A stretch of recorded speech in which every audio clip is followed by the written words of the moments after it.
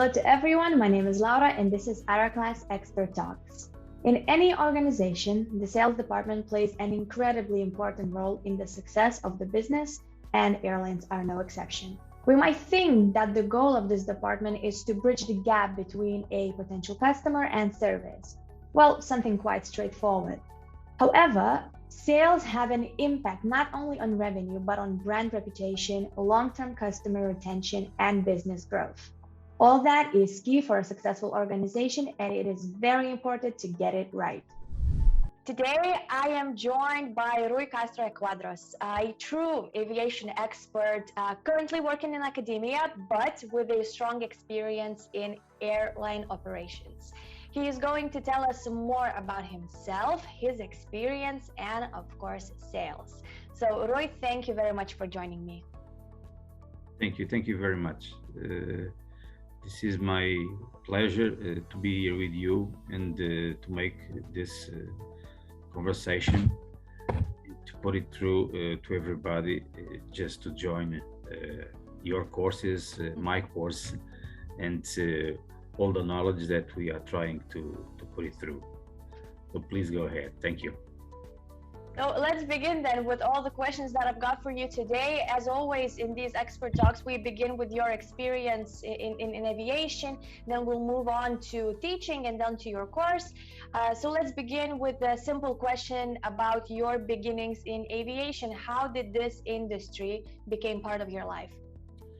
Okay, in 1995, so 27 years ago, I started my career in commercial aviation. I started working in sales in Iberia Airlines in Lisbon, and after that I started with Portugal Airlines, where I was during 10 years in Italy as a general manager, and I've returned to Portugal and started a new position as a board member at SATA Group in the Azores.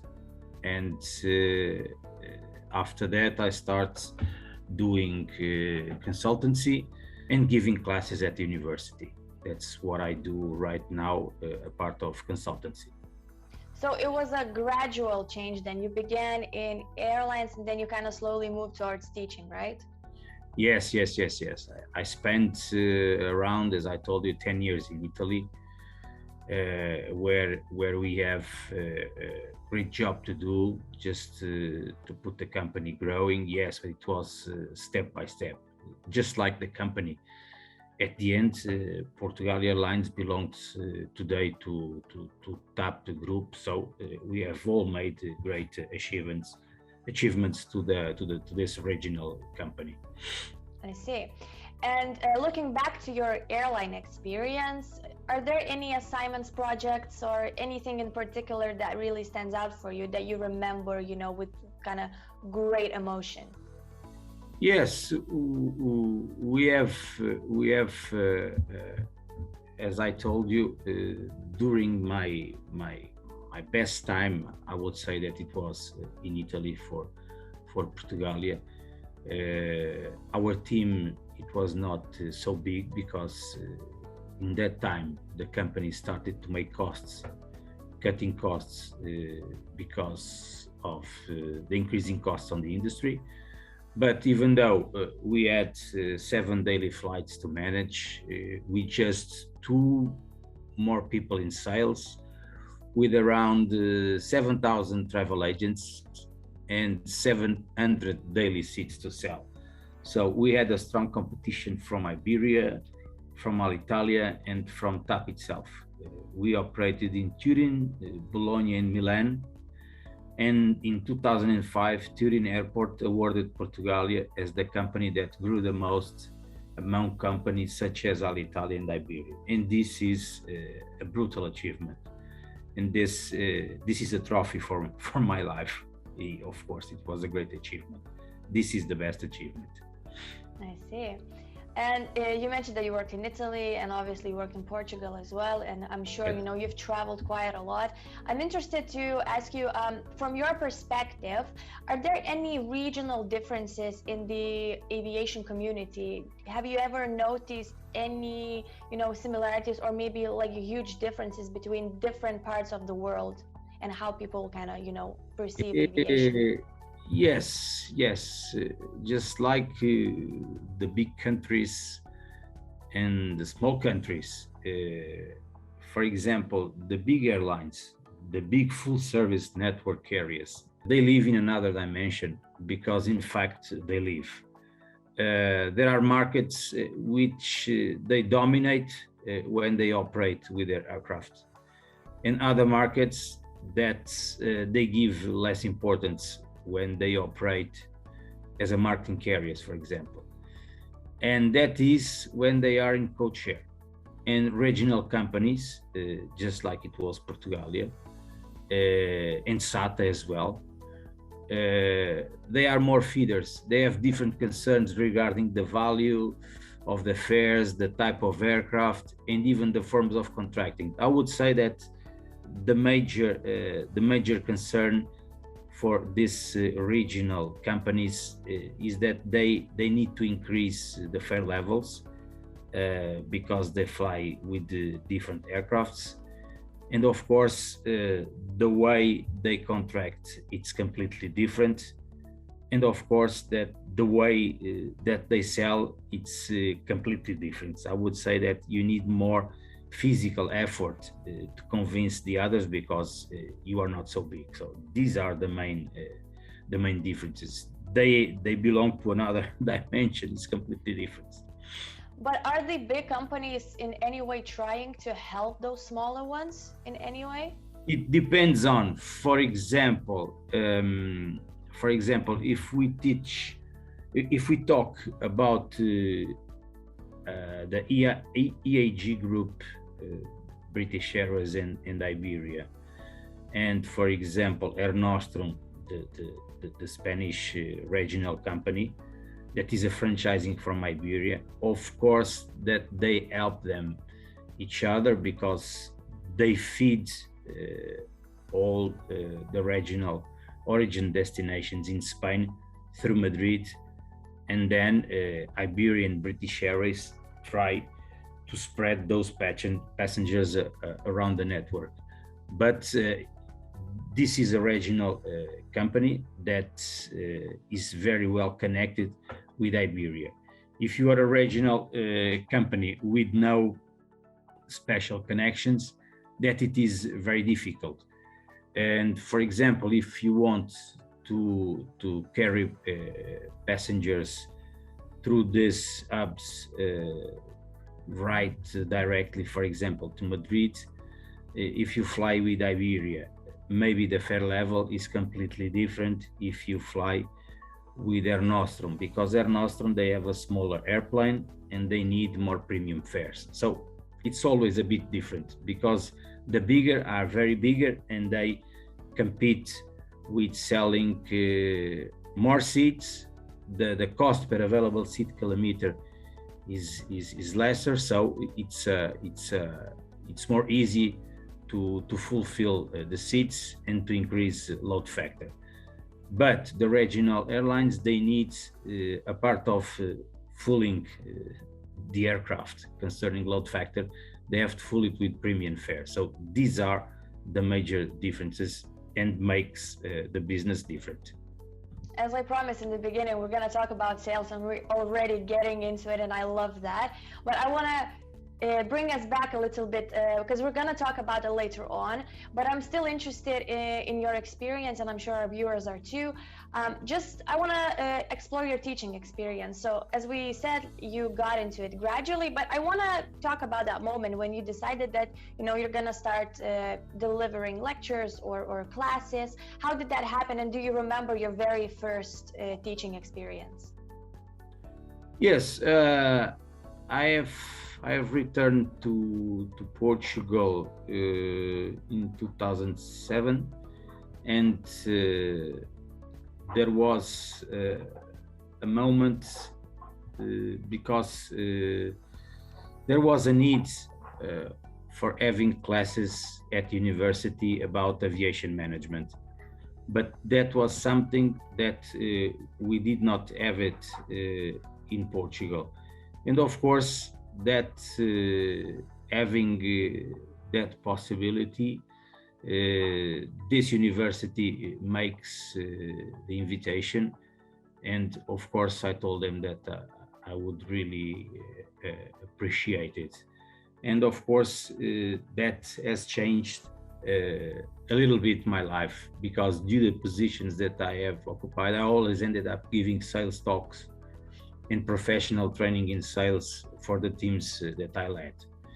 In Portugal, the first university course was launched in 2007 on aviation management. And I always thought that Portugal should have higher education in this area. And for that reason, I immediately embraced the project for which I obviously agreed. Nowadays, I teach air transport and tourism classes. In university terms, I've been teaching since 2009. Oh, wow. Yes. A long time now. Yes, a long time. I'm very focused on teaching, training, and consultancy. I see. And now, obviously, you know, the world is moving towards the virtual background, and as Aeroclass, as e-learning platform, we're now moving to virtual classes for aviation. So do you think that these virtual classes, these video courses, can be the future of aviation training? Yes, as a matter of fact, we already have this e-learning or b-learning or hybrid or whatever in many cases, namely in refreshments, and this is the watchword. Nowadays, in pilot training, for example, the so-called ground training can be filled by distance training, whether synchronous or asynchronous. So in the disciplines of management that we are already having in many universities around the world, training students and totally at a distance. This is happening right now. The only change, I would say that the only challenge is evaluation. How can we give them grades? So I think this is the big challenge. But I think that even more important is given to technical training, because it is mandatory. However, training in the areas of management must be paramount for everyone. Yes, I have no doubts that it is already the future, as it shows many gains through cost containment. At the end of the day, we are always talking about cutting costs, and this methodology is very important, and I would say that this will be the future. And that is why I think the Aeroclass project, it's a great way to show. Of course, that when airlines obliged you to make certified training, of course that everybody do the certified training, but you need more than that. You need to learn management, and this is the challenge. To make these courses in management, it's very, very important, and I truly believe we have a great future around this. People must get used, but we have a great future, and I think is the future. Of course, I would say that the hybrid would be the future, and inside the hybrid you have the self-paced, that is the more important, with the credibility, of course. Absolutely, yeah. So let's talk about your course then. Let's tell our viewers what it is about and who should benefit from it the most. Okay, so those of us in industry, in the broad sense, of course, know that selling airline seats and looking for additional revenue, of course, is not like selling cars. It's completely different. Because of distribution costs and the revolution that the internet has brought in sales in terms of people. That has led to many cuts and even the extinction of salespeople, passing them on to outsourcing. This was happening. Although, of course, I'm against this policy because this only brings the need for the salesperson to be more and more a manager and with a broad knowledge of the industry. It's not just selling, just to defend themselves. So it's many years of experience in sales and leadership that made me design this course. In this course, I show you exactly the areas you should focus on to defend your points of view and be able to sell more efficiently. I would say that you have to be a modern salesperson and you cannot be only focused on selling. You have to understand the industry in a completely different way. In my course, give you all this experience and all these notes that I have told you. So who do you think should benefit from it the most? Obviously salespeople, but is there anyone else that would find this course very useful? I think that it's very useful to understand the modern sales today because it's completely different, and to understand how to manage particular things in the airline industry. For example, you have to know the meaning of a schedule. What is a good schedule and what is a bad schedule? The main difference between a regional, a commuter airline and a full service airline or a full service network airline, because of scheduling again. You have to understand a little bit of the main points of a code share, pricing, revenue management. So I give a lot of points to people to understand what are the major differences in concerning how to manage air transport airline concerning selling passengers. I would say that I give a broad experience around airlines. I would say more than this, it is possible from the beginning of this course to cutting them in little slices and begin to construct another kind of issues around. So it is for me, it's very important for a salesperson to understand that there are major problems in airline operations that must be understood. So I think I believe I give all this kind of experience. And in your course, at the very beginning, you say these words: only sales skills are not enough. So can you tell me at least 2 other skills that a salesperson needs to have to be successful? I would say that you have to understand for example, airport operations. You have to understand the difference between a flight that departure at 8 o'clock and the flight that departure at noon, because you have different kinds of people, you have different kind of fares, and you have different kinds of revenue.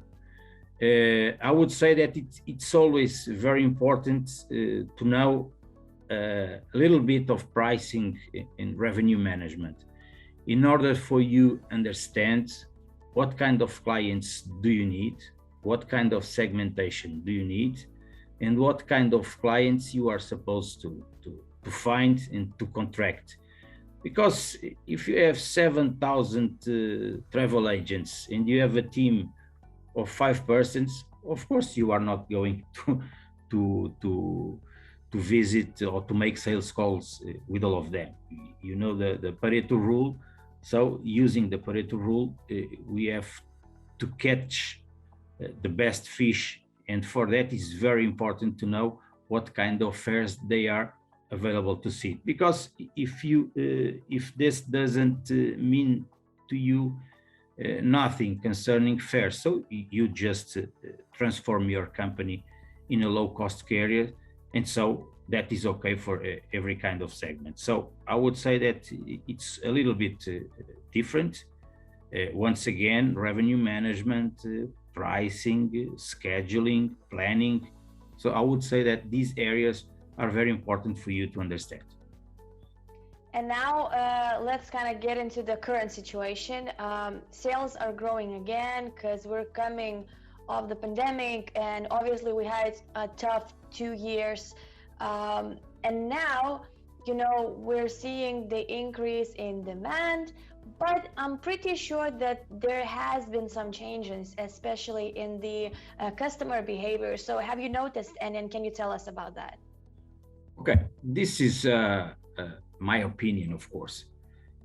It is always difficult to understand consumer behavior, but there are factors that can matter.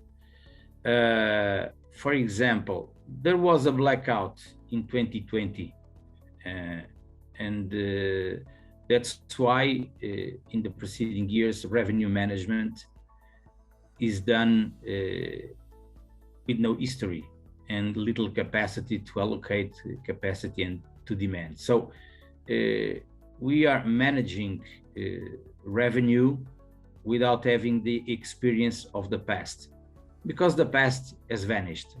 So what kind of people are you going to have, and what kind of fares are you going to collect? So this leads to the fact that the average fare prices can increase by reducing the number of passengers or by lowering fare levels too much. So this could lead to even more losses. So what will happen?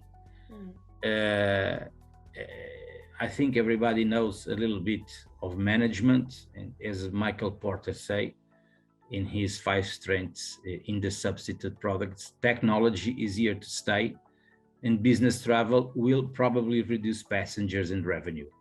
I also think that people will want more security, and because of that, they will avoid the big hubs, preferring to make point-to-point flights. And that is why the new technology aircrafts, they are going to fly more and more. So I would say that maybe aircrafts will increase load factors, but revenue is completely different. I have my doubts. And we spoke about, and actually you mentioned technology, and I'm sure that digitalization has also had an influence on sales strategies, because of course, you know, with the kind of online booking and everything like that coming to play, we lose that direct selling through travel agents or even through phone calls. So how big of a change has it been, and is it kind of moving towards that, you know, direct selling more rather than, you know, what we used to have just before this digitalization kind of changes? Yes, I would say that the digitalization it's something that we will have it in the future. That is no doubt about it, and the revolution, you have it there. The first companies that have tried to sell directly, low-cost carriers, they are selling directly. And for example, Spirit, they have already 50% of the total revenue in ancillary revenue. So I think that the revolution will proceed, and the airlines will start cutting. That is why this course of sales management is important, because I'm trying to explain in this course that you should understand that the world is different, the sales are different. we have to reduce fares because we want you to fly with us. And to reduce fares, we have to reduce costs. And the easiest way to reduce costs is to cut on distribution. So we have to build our apps. We have to improve all the constraints that we have between clients. And of course that we have major challenges in the future. And because I think that airlines are not still prepared for what, for example, Amazon is doing and Google is doing. So for me, the future is selling directly because in the GDS they have to change the way they sell. Of course, that we will always need salespersons, but they will reduce, and that's why they have to be good and they have to understand. They have to have a broad knowledge of the management of selling tickets, for example. And lastly, is there an organization that leads others in the way they manage business, or in particularly sales? Is there any airline that you think of when you think, oh, this is a good example of sales management?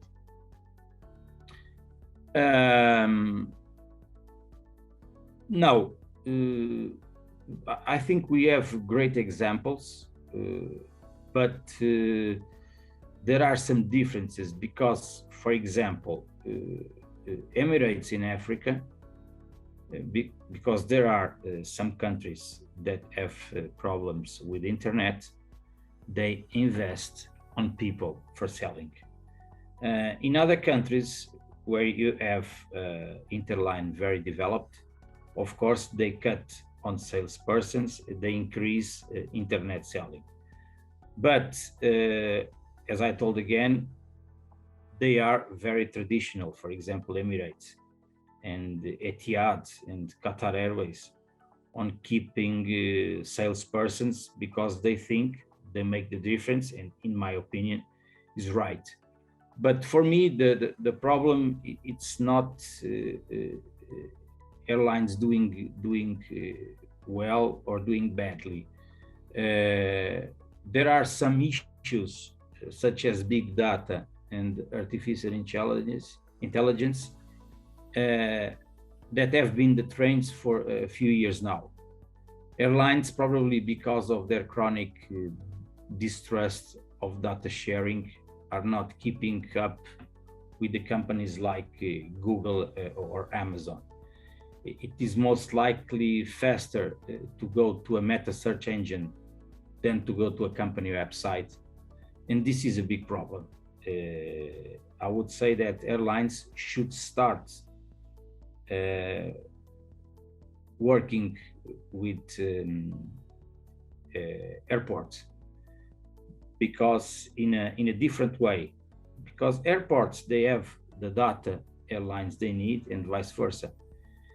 And if you let your business be done by a meta search or by Google, so it is completely different. It's very dangerous. I would say that I don't have a model for telling that company is doing better, because generally they are in the business for a long time.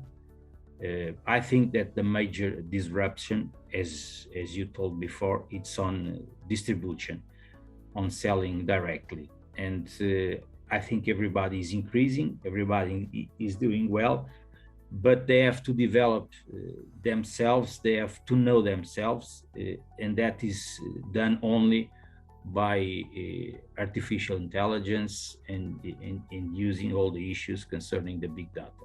This is my humble opinion, and I think that in the future, the only way airlines can be independent on selling their tickets, and this is selling directly, is using big data and joining all the efforts with the airports, because airports and and airlines, they do not cooperate, but they should, because they have all the informations people need to sell. Of course, that we will always have travel agents, because travel agents, they kept the clients, the very important clients, they have to be managed. And that is why it's very important to get my course, to understand the main differences, and to walk step by step. For example, I would say that American Airlines, maybe they have 12%, 14% of ancillary revenue. Mainly, they sell more in travel agents. Of course, that if we go to a low-cost carrier, so this is completely different. So these are my view about the industry today. I think this answer of yours is going to give a lot to think about to our viewers, especially if they work in this area. Because what you mentioned, all those points, I think it's quite interesting, you know, looking forward and planning for the future, and kind of realizing that all those changes are coming our way, and we need to embrace them rather than kind of avoid that and, you know, hope that everything works out for the best in the old ways. But either way, this is all the time we've got today, Rui, but I'd like to thank you so much for sitting down with me. Welcome. I'm hoping, you know, that we're gonna get to do this again, because I'm pretty sure you have other ideas to share as well, don't you? Yes, there are a lot of. But look, that in my opinion, Amazon and Google, they are not supposed to rule airline information, but they are doing it, and they can do it because they know you. They know you quite well. Google know you, the restaurant you prefer. They know all the attributes that you give to an hotel, the reviews, everything. Does the airline knows that? So, of course, they do not know. I think they should change policy on giving information. Of course, that you have private information that you are not supposed to give legally, of course. But if you make a joint venture with a major airport, things will be completely different. And when you start thinking about buying a ticket, you are not going to show Google Flight, to choose Google Flight. You will go right there. But right now, I want to fly British Airways, TAP, Air France, KLM. I'm going to a meta search because I want the best price. This is a problem for them because they are not the first they should go. Of course, that this is the direct person. But when you talk about business travel, that is going to reduce, of course. Business travel is completely different because we are losing passengers on business travel. So here, the sales efforts, the people, they should start changing this trend, because we always have Zoom, always, but things have changed. For example, for the Latin world, that we like to talk with someone that is in the front of us, it's very difficult to do business. But for an Anglo-Saxonic, they don't care. They can do it with Zoom. So it's different. So what kind of passengers do I want? What kind of average fare do I want? And what kind of revenue management methodology do I want? Is it going to change or not? We don't know. But there's a lot of good people in the world that are teaching and telling about this. Professor Taneja is a great professor in the United States, and he's always telling all the things, because things are changing. But that is why this is an adorable industry. The airline's the best industry in the world. That's a lovely way to end this. So I think let's just leave this idea seed planted, and let's see if it grows. Yeah. So for everyone who's watching, if you want to check out Rui's course, just go to aeroclass.org and find it there. So thank you again for watching and take care. Thank you. You're very welcome.